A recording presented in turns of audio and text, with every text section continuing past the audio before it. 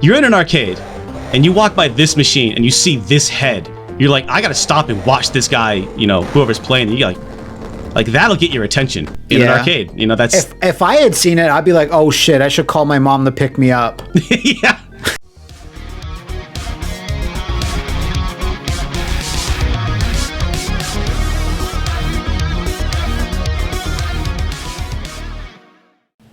Hey, it's me, Matt, Prime Skelebro, and I have Prime Skelebro number 2, Derek from Stop Skeletons. I'm fighting with me, and we're going into a house to splatter tonight, are we not? Yes, it is time tonight, and I want everyone to know that we are playing Splatterhouse, and I am wearing the Splatterhouse T-shirt that Matt got me at a convention. I thought you were going to say I'm wearing my replica terror mask as I play.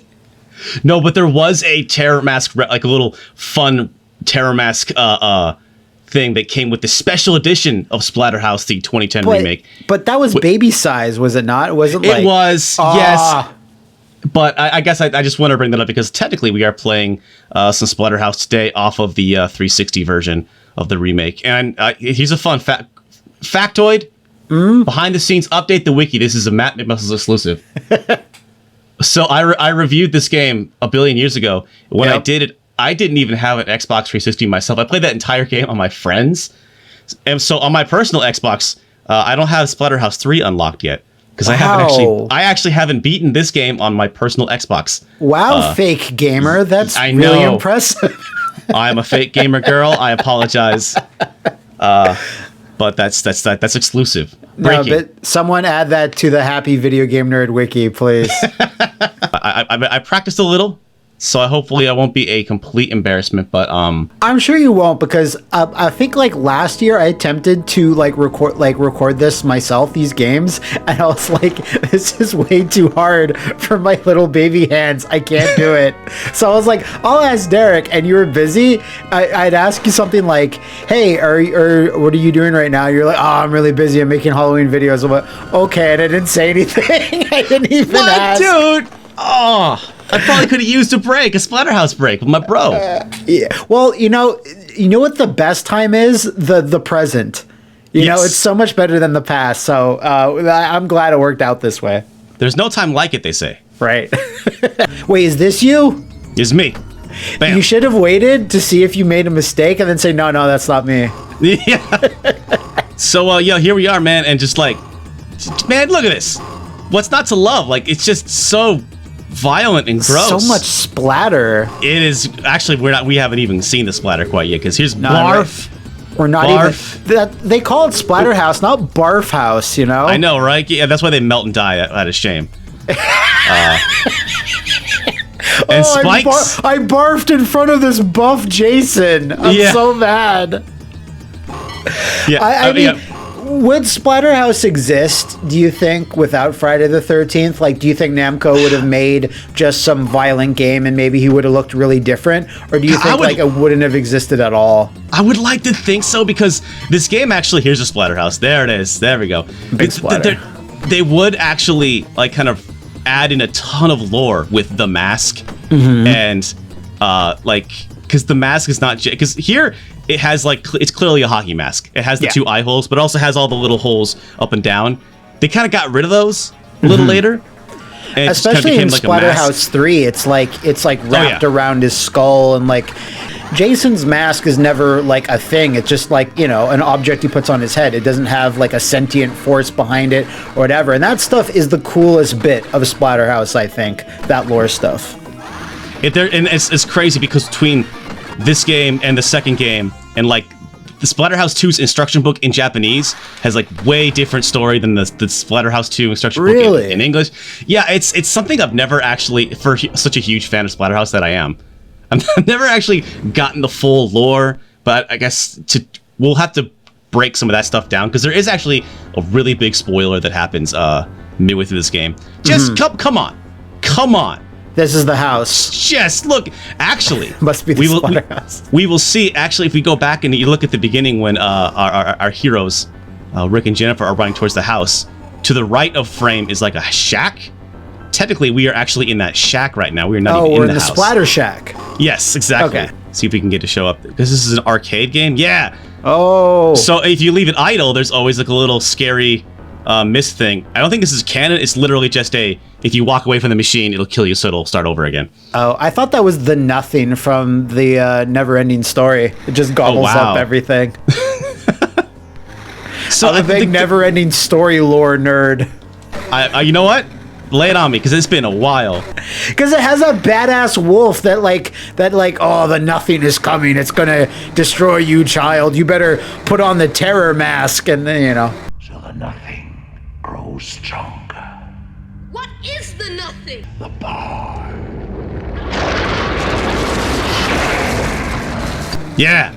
Wait, really? I need to see the movie again. Yeah, it's Never-Ending Story cross Splatterhouse. Yes. That'd be so sick. I think these water monsters are super creepy.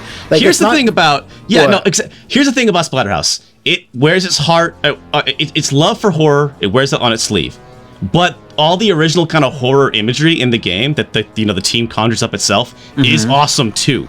So it isn't just like, hey, here's Deadly Spawn, here's Friday the 13th. There's a lot Poltergeist, for example. Yeah. Well, so it's poltergeists exist outside of the Tobe Hooper film, but yeah. Right. Oh, and this my favorite bit was like a knife comes at you. Knives. What do? You punch the knife in the blade. Like if I was Rick, I would have ran away by this point. Like, I'll punch monsters. I'm not punching no knives. Nope. Yeah, and it's there's a lot of nuance actually with the hitboxes and animations and stuff. Like, you really can like see like how honestly your punch goes forward, but like Rick can really like hit right above his head. Right. Not quite an uppercut like that right there. Like, those really shouldn't have hit me. Damn, gotta get over to the. Oh, you got him on the ropes. Bam, Evil bam. painting. And bam. Fuck you, Rembrandt. Get out of here. And I think I was watching a speed run. That chandelier that falls down at the end does hurt you. In the I think in the TurboGrafx version, it does 1 health. In the arcade version, it does all your health. It kills you instantly. Really? Which is just cut. See, that type of stuff is cool, but I always prefer it. I think it's Rondo of Blood where bosses do that, but they can never kill you. They can take health off, but it can never fully kill you, so you get the thrill of like, oh no!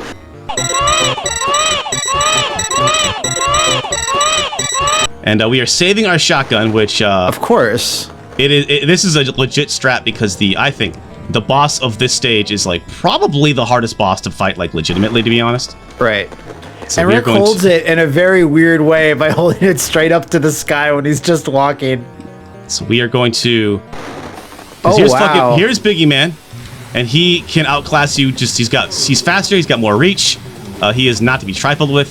He's also the coolest enemy maybe in video game history. And He's up there. Like, he's up there with Nemesis or a Tyrant or, Yeah. Unfortunately, we can't really appreciate him. But, like, to fight him legitimately, you have to, like, just jump kick, really kind of get inside of him and just, like... It's very difficult to fight him legitimately, so I always just cheat. So now we're in the house. I noticed your strategy there where you're like, oh, I'm going to take the shotgun in against the boss. I'm like, oh, okay, that's, that makes sense. But then I saw you juggling 2 shotguns together, moving them across the map. I'm like, all right, that's way cooler. That is the pro strats. It's not cheating if it's in the game. It's not. I'm not sure if Dr. West was like the most creative about these traps. He's just like, oh, a spinning scissor. That's cool. But the tension though of a oh god. Yeah.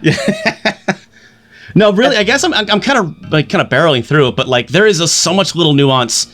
The game is quite difficult. It looks so simple because it's 2D, but just again the hitboxes, the animations, and like, oh no. And you're moving on one plane, right? So it's like that limits, but also is doing what you're saying, which is there's a lot of nuance in between that limit of just walking like either backwards or forwards, even though there's like room you could potentially move, but they kept it on one plane just to, I guess, to focus the gameplay, because literally it is really hard with all the patterns and the amount of shit that comes flying at you. There is a shocking amount of depth in this game that you probably wouldn't, on a surface level, assume. Okay, I got really lucky. If you can't get the 2 hits immediately when those guys pop out, then they become a nightmare because they can jump and slide and do all kinds of stuff. So I got really lucky there. Yeah, I'm not sure if anyone's really talked about this, but like, listen, I like Tekken, Namco's Tekken, and I marked out when Kazuya was added to Smash. And I think about it, I'm like, oh, it would have been so cool if Namco's representation was actually Rick. Yep. It would have been, I mean, I guess before Bayonetta, I'd be like, it's kind of weird for such a, like, violent, kind of a M-rated game to be represented in Smash, but man, all bets are off now. Oh gosh, I'm getting really bad with these, Matt. Okay. True. We gotta get this invert across, and really the problem is that the masks fly in at just such an angle, or I get too close. They fly at just such an angle that if you let them get too far to the right, they're above your hitbox, and so I'm getting sloppy. Oh, there's so little heads now. But they're so crazy with their patterns, and it's just fighting a bunch of Medusa heads, basically. Yeah. Go away! I just got an extra life. I'm gonna need it probably. Oh. Okay, I almost got him. It's like 1 or 2 more hits. But they keep respawning more heads. But they're not really helping him at all, because like, yes! How many heads are in this church? And here's a really fun part. In the TurboGrafx version, all the religious imagery here is gone. So in the TurboGrafx port, for some reason, just these candles are floating in nothing. They're just floating. It's the most ridiculous looking thing ever. I was hoping, I was like, I hope Derek talks about the floating candles. Mm-hmm. And also, like, yeah, the Splatterhouse has a long church hallway wing. I don't know. And then, of course, Jennifer screaming as a reminder of why we are here. Oh, right. There's someone to save. I forgot. That's right. We're trying to kick down this door. Oof, only 2 hearts. This is going to be hard. Oh, there's a bunch of naked dudes doing stuff in there. So this level is kind of like the longest and has the most bounciest chairs, too. Yeah, it does. I think this is the most difficult level just for the amount of variety that there's. Yeah. They kind of throw at you. Oh, God. The party house. Yeah, this is the party Splatterhouse. the Platterhouse. Again, like, it's crazy that, oh my gosh. Oh yeah, I deserve to die. How did I miss that first jump? But yeah, there is the lore. We can talk about the lore if we want to, because we're kind of coming up on a big moment for it. But like, yeah, like it's a hockey mask in this one. They changed the color red for the American TurboGrafx version. I assume that was because of like fear of litigation. Yeah. Yeah. But it's like, but then here I am playing it here. This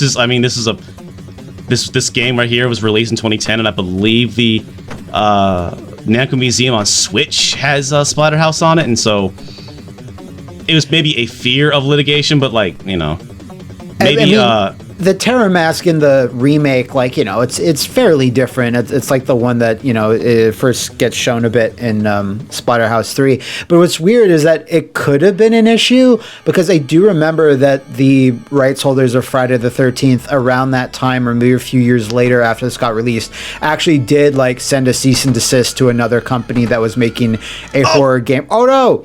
Was making a horror game that had a hockey masked character. I think it was like honestly changing it from the hockey mask and letting Splatterhouse be its own, because it didn't need that. Like I said earlier, like the original horror stuff that this game does bring to the table is really good on its own. It doesn't need to really, you know, conjure Jason. It's really good on its own. It's a great horror game on its own. And a hockey mask, great, awesome mask to wear, but like skull mask molded to your face, actually way cooler. Yeah. Alright, so this is not what I wanted to do. I definitely have never gotten to this. I don't even remember ever seeing this Jacko ghost. Yes. Okay, we are good. I barely just made. If I had missed that one, so he's gonna say, "I'm grooving." I'm grooving. And then he is going to resurrect all the zombies, and suddenly we have a gigantic problem on our hands. That's like the 1987. I'm vibing. Which I think I want to go. Yeah, I can go down. Yeah. Make your choice and make it good. Yeah. I'm probably gonna die when I get to the boss. The boss is quite difficult, and I might need a couple of Well, there's a lot of stuff going on over here. There's a dog eating puke. There's a poor locked doggy. Feel bad. There's a really fun fan art that I saw of these cute ghost girls. One of them was like holding a bucket that had like a cat eyes drawn on it, and then she like walked over and threw it on Rick's head. And so there's this giant buff monstrous Rick with like a bucket on his head that has like cat eyes on it and stuff. Oh, okay. That's pretty cute. Yeah. Were those dogs actually getting distracted by the puke on the floor and eating them? They were eating the guts. Cool. So here's the moment. This is the big twist. We are here to save Jennifer, but it would appear that we are too late. Rick, I'm vibing. Yeah. And then now we have to fight Jennifer as a big fucking monster. This monster's horrible. Yeah. And also, the claw is like a little beyond your reach. Nice. Yeah, so if you punch her and then go back, she'll be able to hit you and punch her again before she transforms. Yeah. No, she begs for your help to say help me. No way! And you have to keep fucking killing her. I've said this before, if you haven't seen the many videos I've done on Splatterhouse, I played this game when I was like 12 or something like that. This shit destroyed me.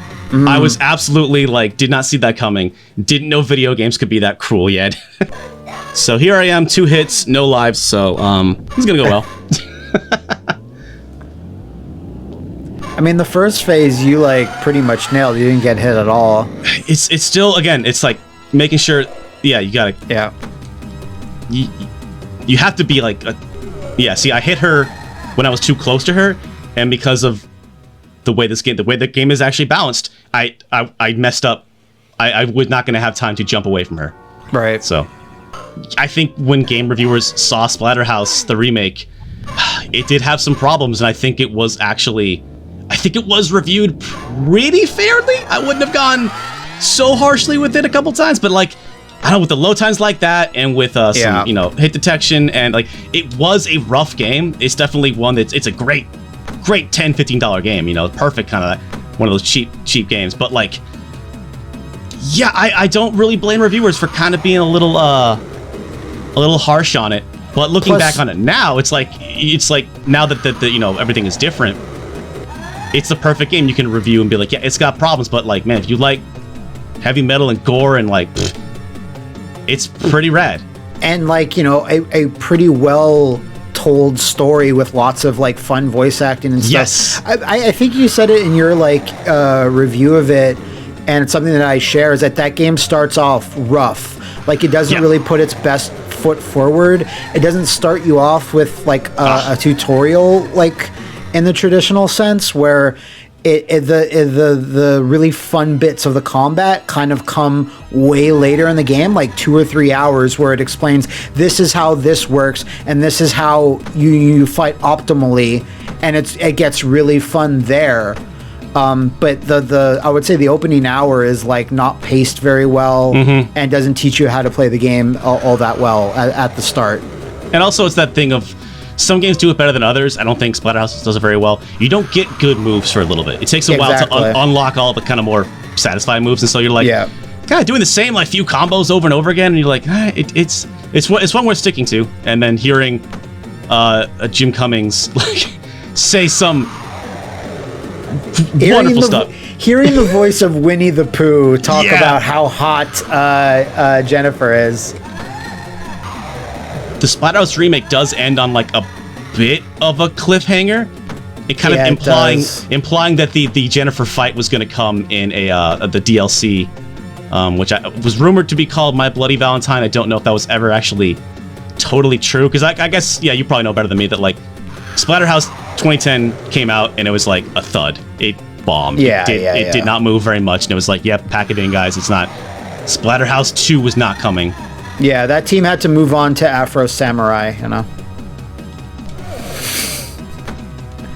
Ah! Oh, jeez, that attack.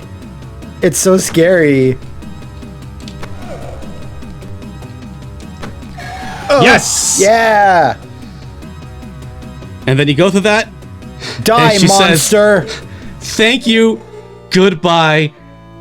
And she just falls to dust in your hands. And it's like terrifying. Yeah, and it's like it's like really sad, mournful music, and it's gross hole. So this like, level, Rick, go down the gross hole. Yeah, this level is like maybe arguably harder, but it's just like a simple auto scroll. There's no stress at all. It's no, there's no checkpoints, but it's just like a very kind of a one. I don't know. I kind of feel like this one's a little easier, but you know, this is second to last level. Oh, so we are definitely in the shit. So it's definitely.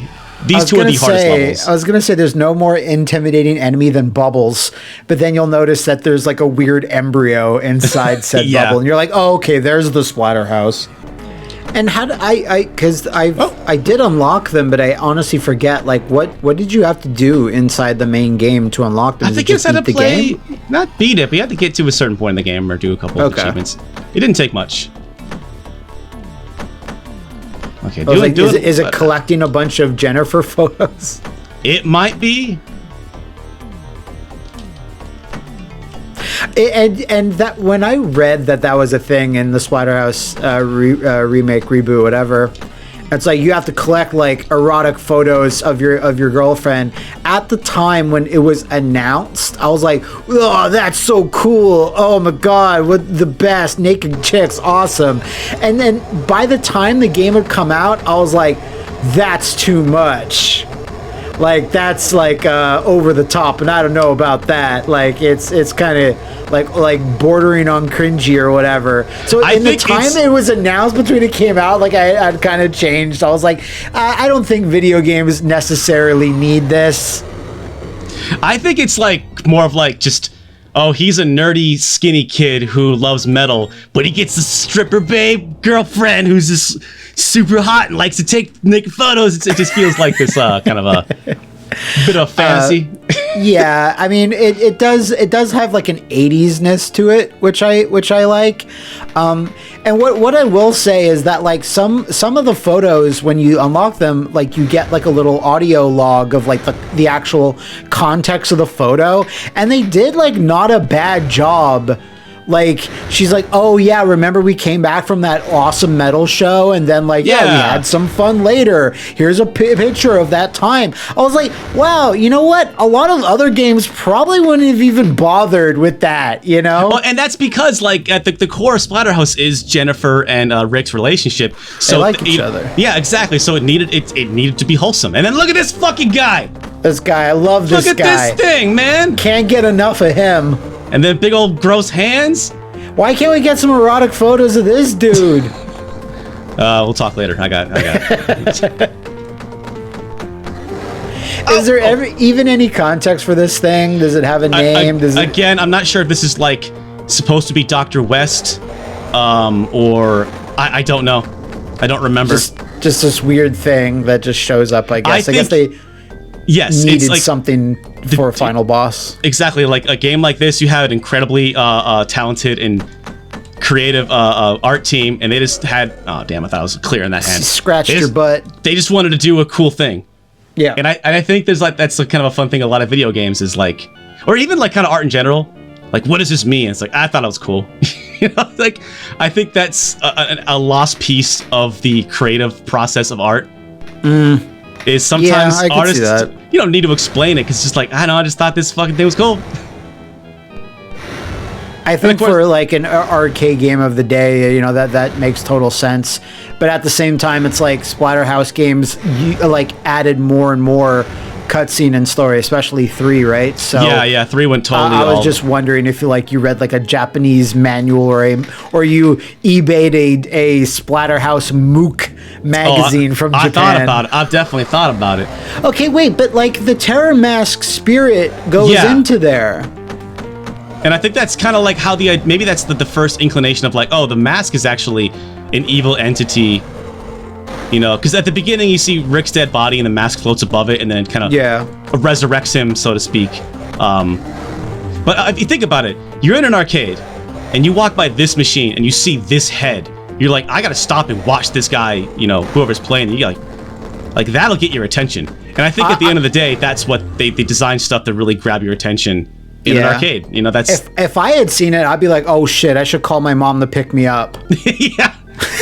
Not telling my mom I played this game. I shouldn't be here. This is too much. It's too scary for little Matthew. Oh, good jump. Okay, I think I got one more cycle. phase. Yeah. I can't get too greedy, though. Oh, no. Well, what the hell was the answer there? Woo! Got him. Hey, all right, did much better on the last boss than the last 2 levels, but... Okay, and then, Get out of here, weird face. And then another mask face thing. Oh, and yeah, so I guess technically this is kind of like right outside the area where we fought Biggie Man, technically. Because we're fleeing. Even though we're running to the right, if you look at the ending here, we should be running, to the left, which is where we came out of, but, whatever. And so that's the end. We fade to black. We fade back in. The house is burning. Congratulations. Go rest our heroes. Yeah, go get a therapist because he's walking home alone. Could not save your girlfriend. And all you have to show for it is a burning house and, I don't know, an empty bed. It's just this... I sleep in a big bed with not my wife because she's dead. Yeah, kind of trading that for a race car bed because... So then I can't remember in your videos on Splatterhouse, but like Jennifer's just back in Splatterhouse too. So I think it's in this is again the American version and the American instruction book just talk about she's like in a void and we have to save her in the void. But in the Japanese version, I think they talk about we have to resurrect her. There's a resurrection spell, and we go to a separate house made by Dr. Mueller. But actually, you fight this kind of scientist guy that's actually Dr. West. Okay, it's the one time we see Dr. West, I think. Yeah, again, it is kind of complicated, and I don't really know exactly why. I will say though that like Splatterhouse remake takes the best bits of all that and then changes some stuff. Makes it because I guess. You can't just be in this gigantic house for a 10, 15 hour this character action game. So you're like going through time and different eras and stuff, and that's fine. They make Dr. West is like a interdimensional time villain, time lord. Yeah, exactly. And that's kind of weird, but yeah, it's fine. It is a little bit. But like, I thought you were gonna say. He goes to resurrect Jennifer just to kill her again. no, I gotta make sure. But that's the plot of Splatterhouse 3: is you have a son, you're happily married, and everything's fine except bad stuff. Great. Oh, and here's the ending that. Oh. And totally, they totally for that shwang and that laugh.